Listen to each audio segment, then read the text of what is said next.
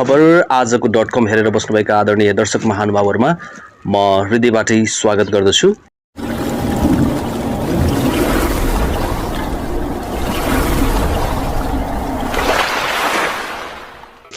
हामी बेला बखतमा विभिन्न प्रकारका विषयवस्तुलाई उठान गरेर तपाईहरु समक्ष आउने गर्दछौं।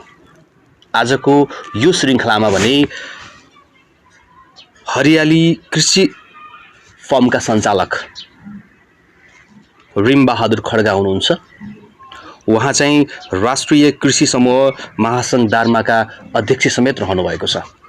उहाँसँग विशेष गरेर कृषि पेशा कस्तो पेशा हो, त्यसैगरी कृषकहरूलाई पछिल्लो समयको यो खडेरी अथवा कस्तो प्रभाव पारिरहेको छ, त्यसैगरी पछिल्लो समयमा दार्मा लगायत रुकुम र जाजरकोटमा भूकम्पले पनि थुप्रै क्षतिहरू गर्यो र दार्मामा कृषिमा कस्तो खालको असर पारेको छ त भूकम्पले।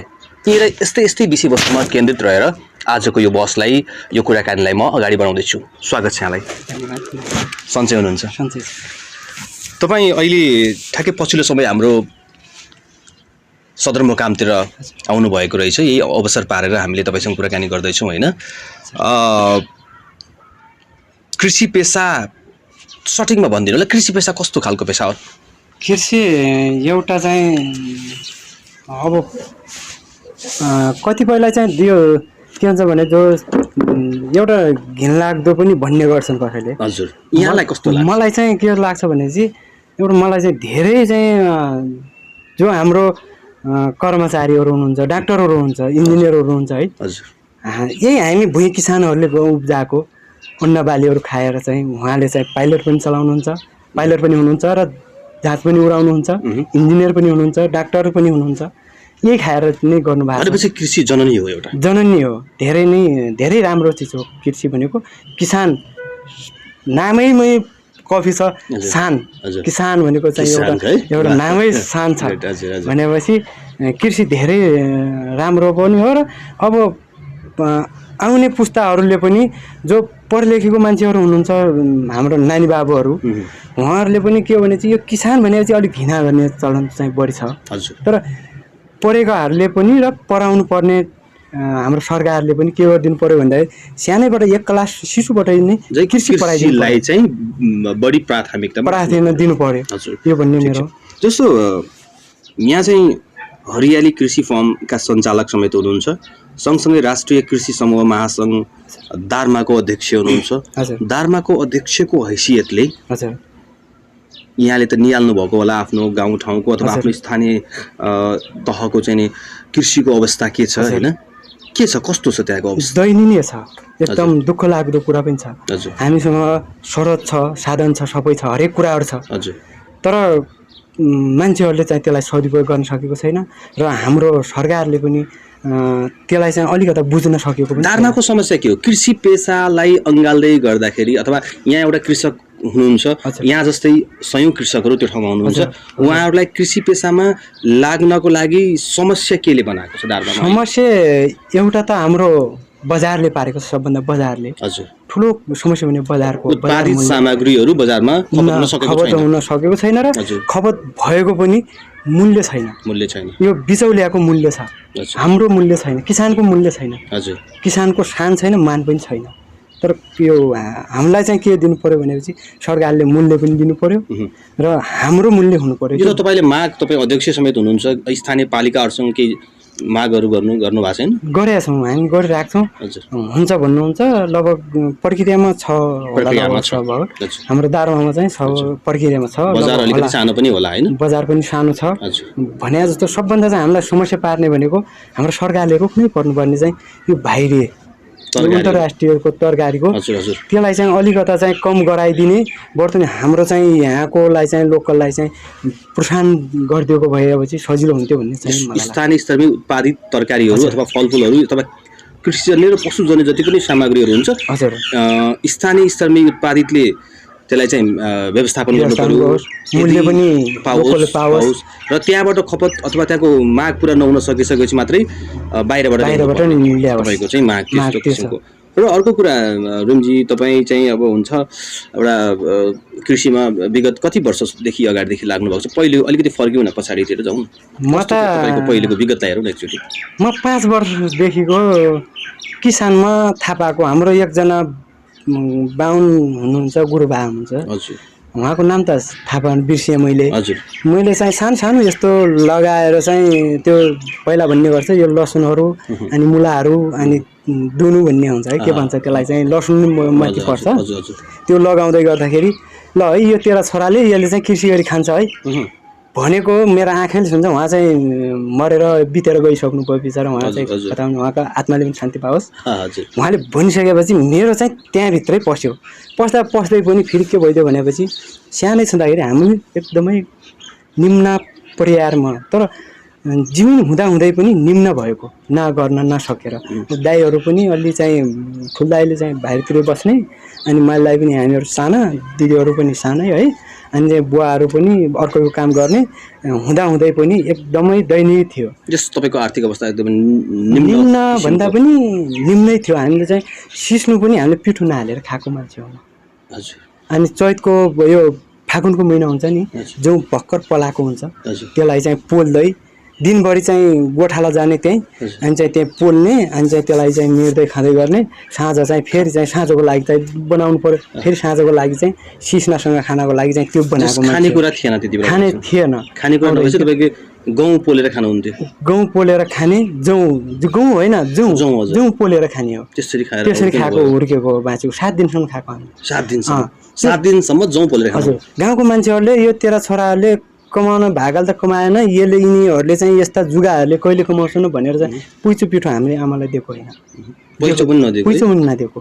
अनि त्यतिखेर चाहिँ त्यसरी खाएर बुवा इन्डिया हुनुहुन्थ्यो, अनि पछि बुवा आउनुभयो, आइसकेपछि चाहिँ 500 रुपियाँ दिएर मेरो मालीलाई बजार पठाउनु भयो। चामल ल्याइसकेपछि 7 दिनपछि हामीले भात खाएको। 7 दिनपछि भात मात्रै खाएको थिएन।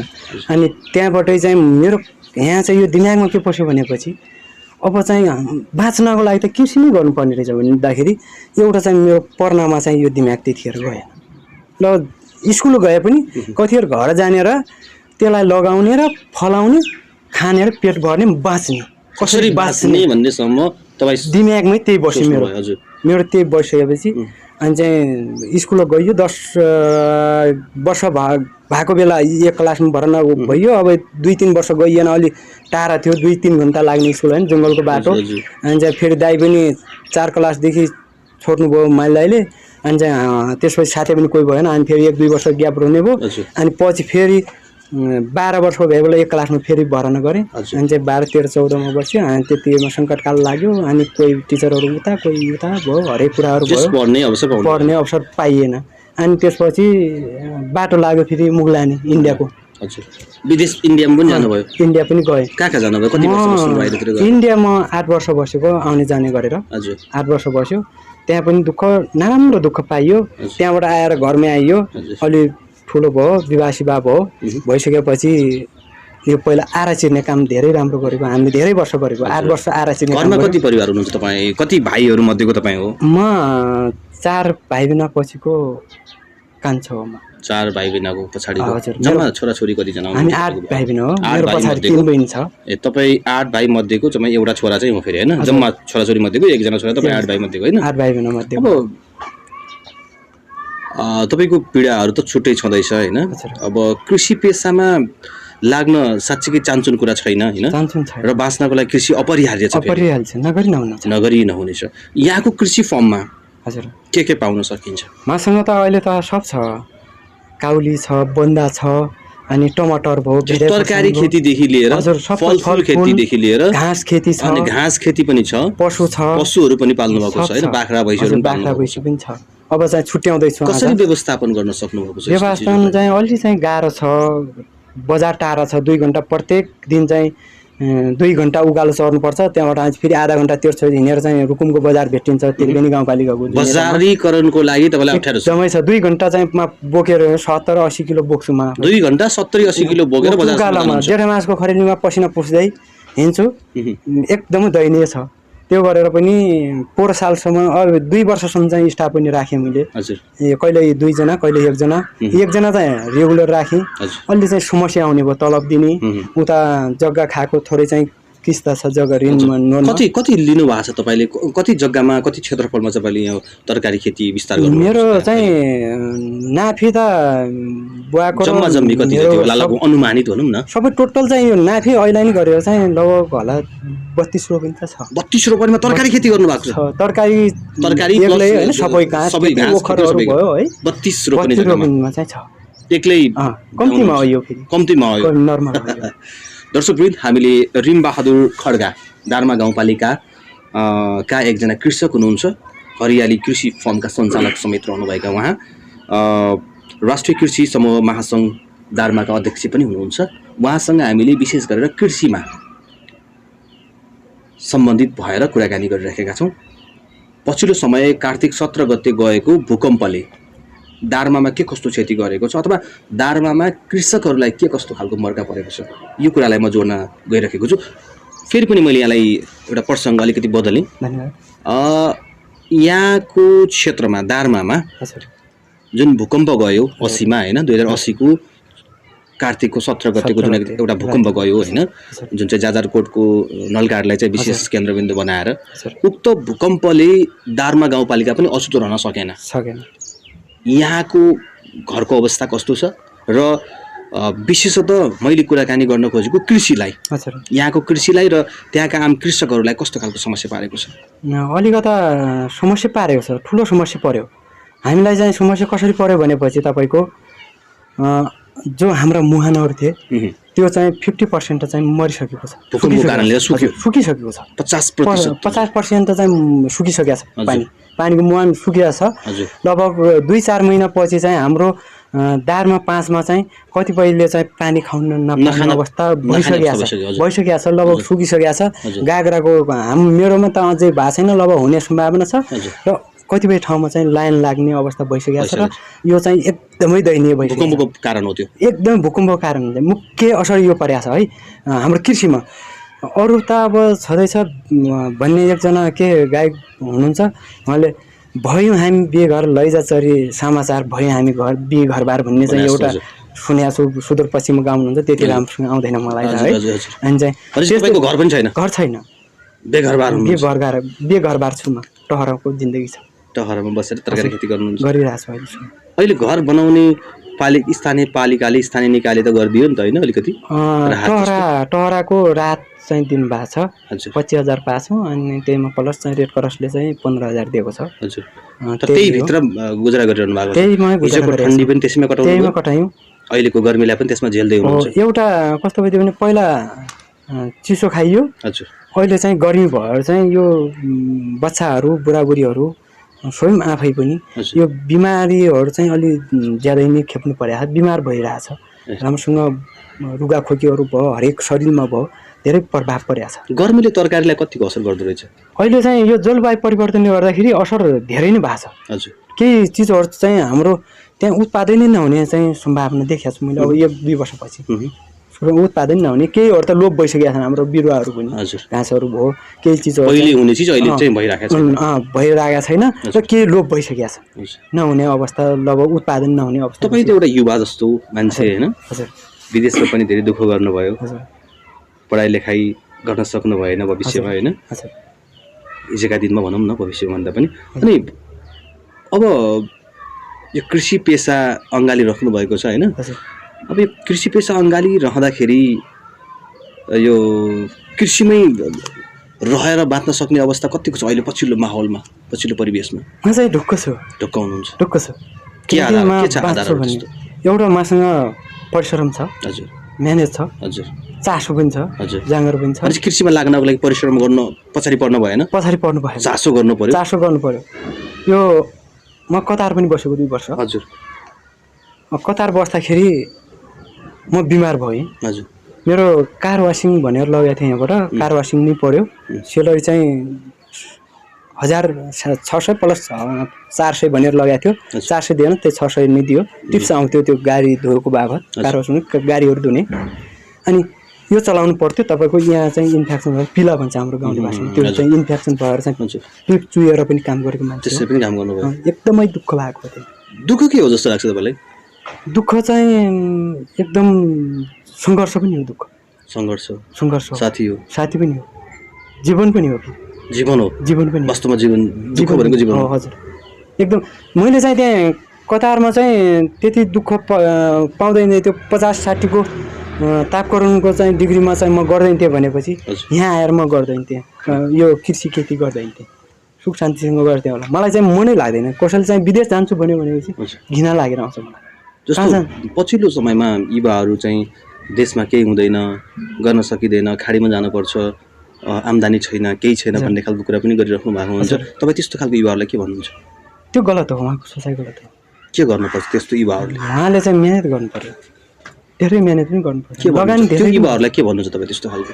हामी स्वदेशमै फर्क्यौँ भन्छ आफ्नै माटोमा फर्क्यौँ भन्छ हजुर माटोमा आफ्नै माटोमा फर्किने हो आफ्नै माटो कोट्याउनुहोस् माटैमा छ पैसा उहाँ पनि दुःख गर्नुपर्छ जति चाहिँ सुपरभाइजरमा जाओस् तर अर्काको अन्डरमा बस्नुपर्छ यहाँ चाहिँ आफ्नो अन्डरमा बस्ने हो यहाँ स्वतन्त्र छ सानमान पनि मिलाएको छ अब हेर्नुहोस् म चाहिँ एक 2 देखि 3 महिना गएको मान्छे मलाई चाहिँ विदेशबाट पनि 2-4 टोलीहरू आछ इजरायलबाट पनि आएको थियो मेरो फर्म तपाईको फर्मलाई अब्जर्भ गर्नु हजुर इजरायलबाट आएको थियो हजुर अनि चाहिँ अर्को अमेरिकाबाट बेलायतबाट आएको थियो अर्को अनि चाहिँ त्यो उहाँ टोलीहरू आएर चाहिँ अनुभव गरेर जानु भएको छ झनै चाहिँ हौसला बढ्यो अनि चाहिँ पालिकाले पनि प्रोत्साहनहरू गरेका छ जिल्लाले पनि पालिकाबाट के अरे जिल्लाबाट पनि अनुदानहरू लगिरहेको छु मैले दिएको छ राम्रो छ तपाईको अहिले कतिको लगानी कतिको गर्नु भएको पाउनुहुन्छ लगभग तपाईको त्यो सबैलाई क्याल्कुलेसन गर्दा जोड्दाखेरि हजुर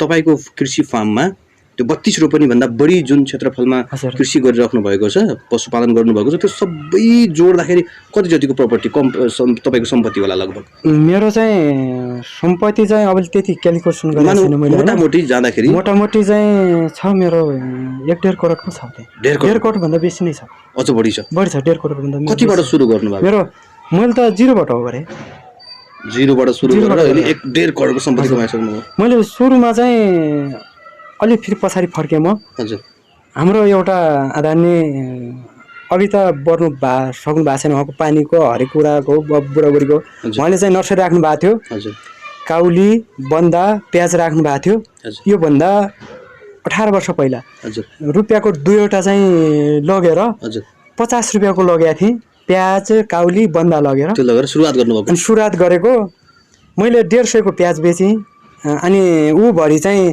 तपाईको बन्दा र काउली चाहिँ खाने भरि भयो कतिको लाग्नु भएको रे प्याज 50 रुपियाँको लगेको 50 रुपियाँको प्याज र बन्दा अनि चाहिँ सबै गरेर काउली गरेर 50 रुपियाँको लगेको कतिमा बेच्नु पछि कति बेच्नु मैले 150 को बेचे प्याज मात्रै अनि काउली बन्दा घरै खाने भयो अनि मैले त्यहाँबाट सुरु गरेँ अनि चाहिँ आलु लगाएँ पछिबाट आलु लगाउने कामहरू भयो अनि त्यस्तै गर्दा गर्दै 2-4 वटा चाहिँ सुन्तलाहरू रोप्ने भयो कागतीहरू रोप्ने अहिले यहाँसँग हजुर फर्ममा चाहिँ हजुर कति सुन्तला छ कति ओखर छ कति के छ ल भन्नुस् त मेरो कलम गरेको ओखर चाहिँ 50 वटा छ अहिले कलम गरेको अब कलम गर्नेको प्रक्रियामा चाहिँ 400 वटा चाहिँ मैले सारिसकेको छु अर्को साल चाहिँ कलम गर्ने हो ओखरहरू हजुर अहिले चाहिँ 10,000 चाहिँ मेरो नर्सरी छ कलम गर्नुपर्ने ओखरको कागती चाहिँ 100 वटा छ हजुर 100 वटामा 50 वटा चाहिँ फलिसकेको छ अहिले सुन्तला पनि 50 वटा फलिन्छ अब 50 वटा फल्नेमा क्रममा छ र अझै चाहिँ म बढाउनेमा छु वार्षिक आम्दानी यहाँको वार्षिक आम्दानी चाहिँ सबैबाट सबै चाहिँ यो वर्षको जोड्न भ्या छैन पोहोर साल चाहिँ 12 लाखको भएको थियो हजुर 12 लाखमा चाहिँ 7 लाख चाहिँ खर्चै आउँछ मेरो हजुर बच्चाहरू चाहिँ धेरै छ मेरो परिवार धेरै छ हजुर पढाउनु पर्छ 8 जनाको परिवार छ हजुर अनि गाई बस्तुहरू छ हजुर अनि त्यसै खसीहरू भयो हरेक कुराहरू सबै छ हजुर त्यही भएर चाहिँ कम्तीमा पनि 3 लाख चाहिँ 3-4 लाख चाहिँ बच्छ मेरो किस्ता तिर्ने किस्ता तिर्छु जग्गा लगाएको छु त्यही लोन राखेर एउटा जग्गा चाहिँ किनेको हुनाले तपाईलाई अलिकति गाह्रो भइरहेको छ अलिकति गाह्रो भएको छ अहिलेसम्म चाहिँ अलिकति गाह्रो भएको छ फेरि मेरो त फर्ममा चाहिँ 25 लाख जति लगानी भइसकेको छ कि त्योमा भइसकेको छ मेरो लगानी भइसकेको छ फर्ममा मात्रै फर्ममा एक्लै लगानी भइसकेको छ अब टन्यालहरू बनाएँ पक्की टन्यालहरू बनाएँ अनि त्यसपछि नर्सरीहरू लगाउनु पर्यो। घाँसहरू चाहिँ पोर्साले यता बागलुङबाट एकजना साथीले चाहिँ सिक्किमबाट ल्याउनु भएको रहेछ। उहाँले चाहिँ हामी सबै जोडिएर चाहिँ नयाँ घाँसको बिरुवाहरू ल्यायौँ हामीहरूले। अनि त्यही भएर चाहिँ अहिले चाहिँ घाँस पनि उत्पादन भइरहेको छ। बिक्री गर्नुहुन्छ? अहिले गर्नुपर्ने छ। अब आउँदैछ माघहरू चाहिँ फेसबुकमा राखेको छु।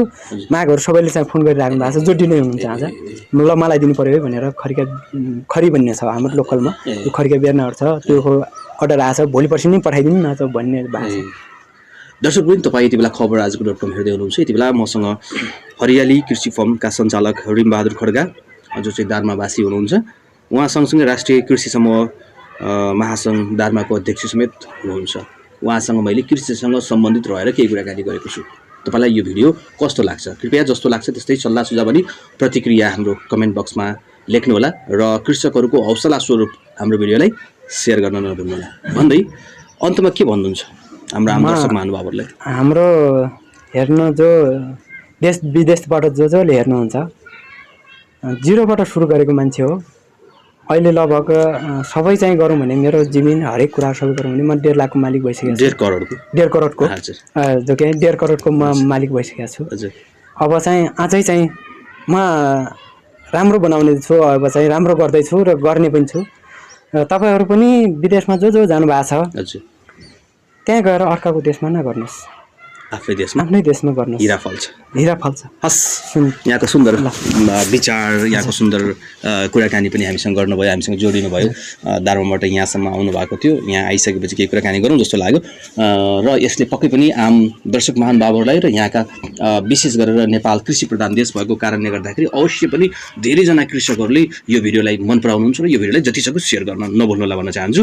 र आजको श्रृङ्खलाबाट क्यामेराम्यान रविको साथमा म प्रस्तुता मनोजसँगै हामी दुवैजना आगे चाहन्छौँ।